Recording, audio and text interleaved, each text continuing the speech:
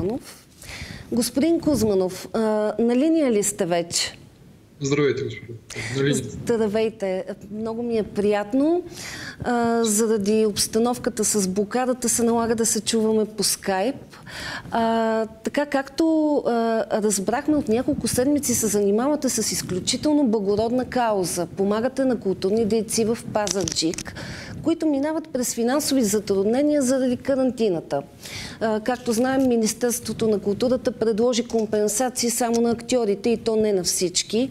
Останалите хора от света на изкуството са оставени да се оправят както могат, очевидно. И ето тук вие се появявате. Разкажете ни как започна цялата тази инициатива. При мен инициативата се появи спонтанно и аз, за съжаление, не мога да покрия огромен брой хора.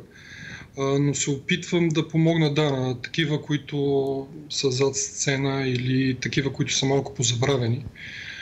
Инициативата се появи така от един приятен момент, в който една болница в Германия ми върна ни пари, преди които бях дал за лечението на един мой близък човек преди 3 години. И аз реших да ги използвам да направя нещо хубаво и нещо добро за други хора. А така или иначе, хората на изкуството бяха част от мястото, което съм направил в Пазарджик още от септември месец. Така че реших да зарадвам тези хора както може. Предполагам, че сега кафенето ви е затворено, т.е. бизнесът ви е сред потърпевшите от извънредното положение. Кажете ни какво мислите за правителствените мерки в помощ на бизнеса? Смятате ли да се възползвате от тях? Например, смятате ли да кандидатствате по схемата на Горанов 60/40, за да си задържите служителите, или пък да кандидатствате за кредит с 10% лихва? Аз първото не влизам в никакви от тези рамки, защото първото фондацията, мястото е офисна фондация в момента, е регистрирана януари месец, а кафето като търговско дружество е регистрирано миналата година. Така че аз не попадам в нито един, нито мога да мина някакъв кредит, нито мога да покажа кредитна история в банка, нито по някакъв начин мога да влезна в някаква схема за помощ. Така че аз съм извън на целия контекст. Значи вие сте от категорията предприемачи, за които тези условия всъщност изобщо не са ефективни.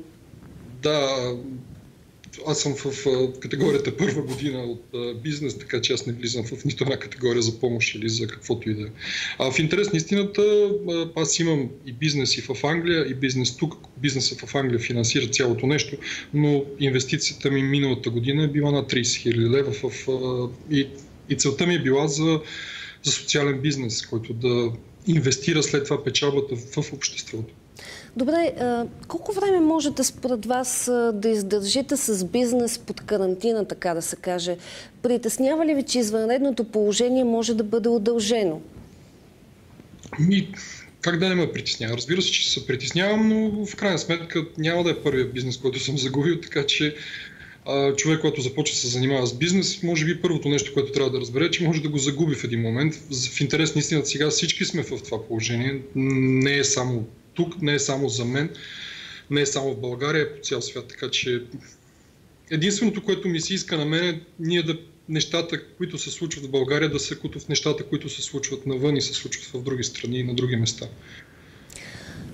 Добре, разкажете ни с какви други социални проекти сте се занимавал до сега. Споменахте, че така сте притежавал легендарно кафене Книжарница в Лондон, където сте помагал на хора, отхвърлени от системата, да получат работна квалификация.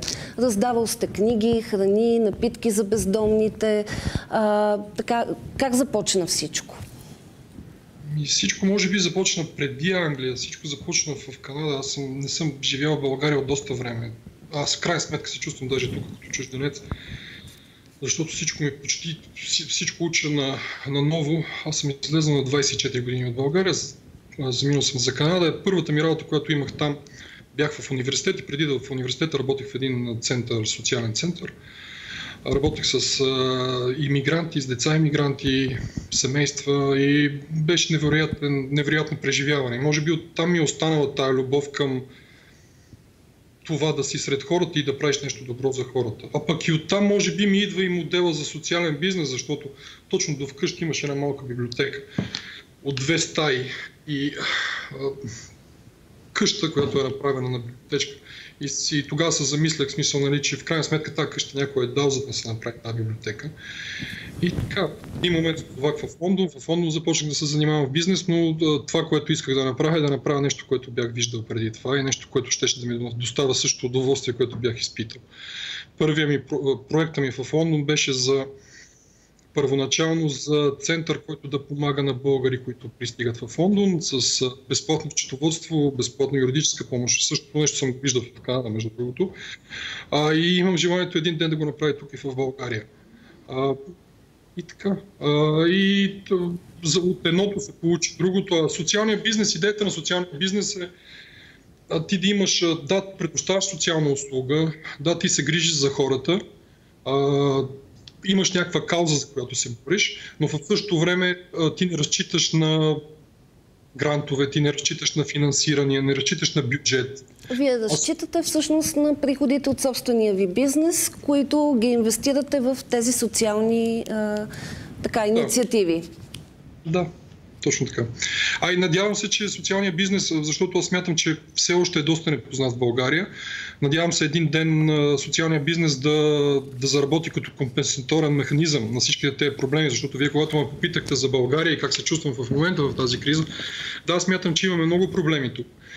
Имаме една система, която не функционира правилно и може би, за да функционира правилно, има нужда от някакви такива иновации, механизми, модели, които решават проблеми, защото реално да, социалният бизнес решава проблема с корупцията, решава проблема с злоупотребата с власт, решава проблемите с кръгове,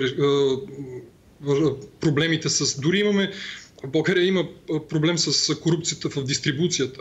А в социалния бизнес ти имаш човек, бизнес, който се бори за някакви каузи и който инвестира и връща всичко в обществото.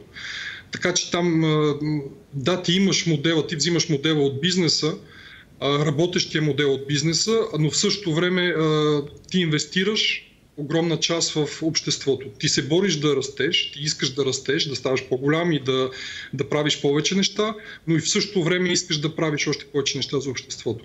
Аз в Лондон даже доста често си го давам по пример. Имах едно момче, което заедно с него тръгнахме. То произвеждаше вода и между другото така доста успешно прави невероятни печалби и в същото време печалбата му се инвестира да прави водопроводи в Африка. И това не е само това. Аз даже съжалявам, че ми не е на ръката, в смисъл часовник съм си го оставил вкъщи, поръчах си един часовник от Африка. Най-голямата компания за производство на луксозни часовници в Африка. Хората правят с печалбата си и правят библиотеки. И изпращат от часовника ми, който струваше в порядъка на 200 лева, правят, като направят някаква библиотека в някакво село, след това изпращат снимки, защото на стените слагат колко часовника са продали и колко хора е отнело, за да направят тази библиотека. А в същото време, да кажем, кол-център им е в Щатите, използват механизми от Япония и в същото време правят много неща, връщат неща в Африка за хората си там. Както да кажем, има една компания Divine, за шоколади, една от най-популярните компании. Те са една асоциация на малки фермери и тези малки фермери в един момент, за да получат една честна цена на какаото, което произвеждат. Най-интересното е, че те са фермери жени и в същото време се борят за равенството на жените в Африка и за правата на жените. Те започват правят си една така компания за шоколад и в момента е една от най-популярните компании за шоколад не само в Англия, продават по цял свят. И в същото време те си финансират всичките неща обратно в Африка. Така че аз смятам, че социалният бизнес има огромно бъдеще. И това е място за хора с сърце, които искат да правят нещо, а в същото време не искат да се съобразяват с някакви конюнктури, не искат да пишат някакви проекти, не искат да са зависими по някакъв начин и ти да знаеш, че имаш някаква временност на това, което правиш. Ти искаш да имаш една устойчивост, която да не се променя. Да кажем, когато има някаква криза, тази криза да не те засяга теб, а ти да можеш да я преодолееш и да продължиш напред и да ги правиш нещата, в които вярваш. Всичко това е много вдъхновяващо. Силно се надяваме, че повече предприемачи ще почерпят от вашия пример. Миналата есен в вашия роден Пазарджик поканихте деца от ромски квартали да рисуват във вашето кафене, заедно с известният художник Васил Петров. Тоест, вие се опитвате да пренесете успешния бизнес, социален бизнес модел в родината си. И с приходите, доколкото разбирам, продължавате да инициирате всякакви социални каузи. Да, беше много готино, между другото. Получи се интересно. Даже съжалявам, че не дойдеха хората от филхармонията, но искам да благодаря на общината. В смисъл, между другото, общината тук в Пазарджик страшно много ми помага. За повечето неща бяха ми дали озвучение отвънка. Цялата улица звучеше цял ден класическа музика. От местния музей искам да благодаря на Леон Бабачев. В смисъл ми беше давани стативи, бяхме професионални стативи, бяхме им сложили отвънка на децата и под фона на класическа музика те рисуваха. Трябваше да рисуват между другото, в смисъл цигулари да вървят между тях. Но въпреки всичко се получи много готино. Какво ще се случва във вашето кафене, така да се каже? Значи, то си функционира и като книжарница, на практика като едно място за културни мероприятия. Не, аз книги не обичам да продавам. Като библиотека, прощавайте, да. Да, смисъл, да. Иска ми се да е място, в което може да си отвориш книга, но ми се иска да може да върши повече неща. Идеята ми за България била да надградя това, което съм правил в Лондон. И де-факто смисъл това да е едно живо място, което да е действително един център, един от такъв някакъв стайл, смисъл, в който хората просто могат да идват. Нищо, аз не искам, смисъл, мечтата ми е, той до този момент е било така, повечето хора не са плащали вътре. В смисъл, хората, които събитията, които са имало, нещата, които са случвали, просто да идват хора, в смисъл, да могат да седнат, да си говорят, в същото време да се правят някакви неща, за да се борим за някакви каузи и така. Не искам да е кафе, не искам да правя това, което съм правил в Лондон, не искам да е нещо повече. Тоест, вашето кафене има и, така да се каже, обединяваща функция. Вие събирате обществото, създавате център, в който хората да могат да се събират под една или друга така инициатива и всъщност оживявате един град, цял един град с подобни инициативи, с подобни мероприятия. Надявам се да се получи, надявам се да... Малко е странно, в смисъл. Малко е странно и за малък град и тук, в смисъл, нали, странно е за самите хора, нали, като място, когато е извън събитие, когато нямаме събитие. Но надявам се нещата да се получат. Надявам смисъл, опитваме се да разработваме социални продукти. Имахме така... Преди да стане цялата тази криза с този вирус, имахме социален продукт, имахме договорености с агенция затвори. Надявам се в един момент, смисъл, този социален продукт и те неща да започнат да работят. Страшно много неща могат да се направят и в действителност може да се покаже, че в България може да се работи прозрачно, в България може да се работи без да се взима нещо, без да се гонят корисни цели. В действителност просто да се правят неща за кеф и да се правят смисъл, защото ти харесва.